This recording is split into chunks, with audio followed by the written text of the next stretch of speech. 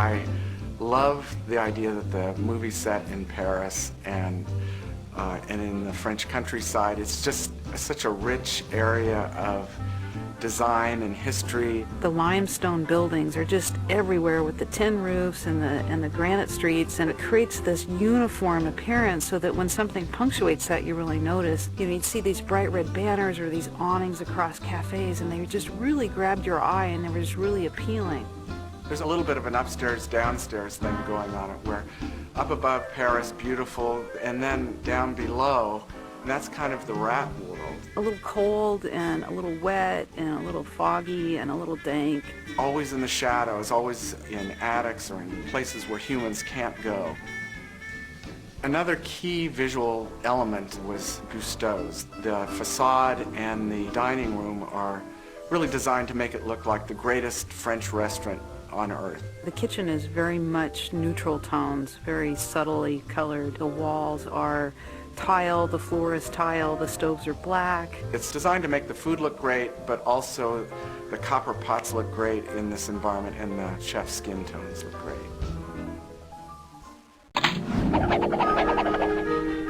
Ratatouille takes place in modern-day Paris, France. You know, food is king, and it's a beautiful city, and the beauty of the city kind of contradicts what it's like to be a rat. You've got this grungy, nauseating, disgusting place where the rats live, and then you have this pristine kitchen environment. These worlds come together via Remy's desire to cook in this five-star French kitchen. It's a bold move, I think, to have rats as your main characters. A lot of people, I think, find them repulsive. I don't want to talk about the tail.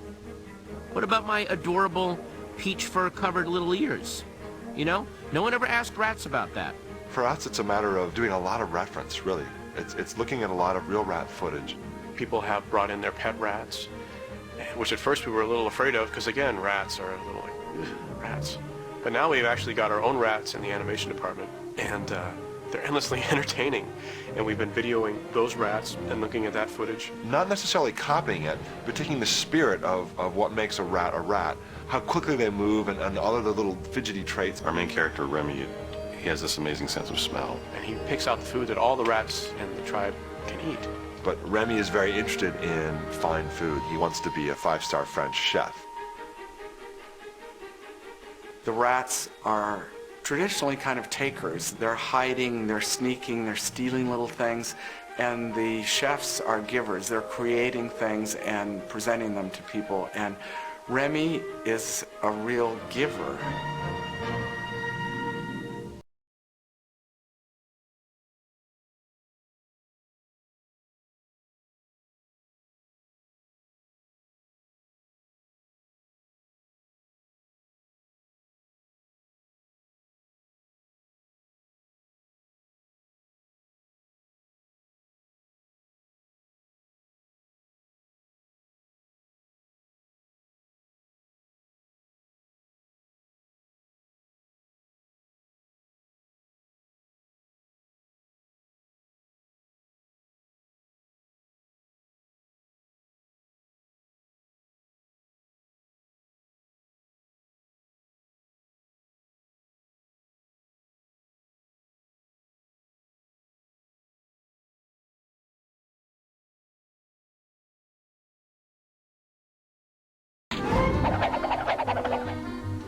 One of the things I think that's really interesting about the film is that it has this European flavor to it.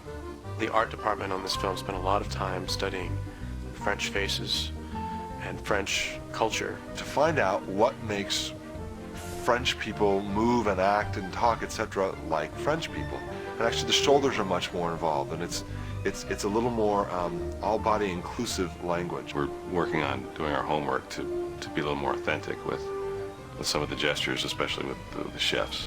Watching films, going to Paris. We've gone in groups to take cooking classes. We've gone to observe real kitchens to get the vibe and the spirit behind a working kitchen. We've studied the way people move, not only on the small details, the way they fry things, or the way they'll saute, or the way they'll use their rags to clean things up, but also as a whole, how the whole kitchen will move as a body. It's like a living organism.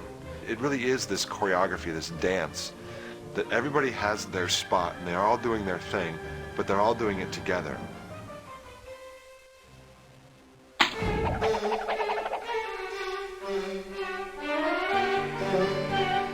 Our biggest challenge with these rats is to make them feel like they're not little tiny humans.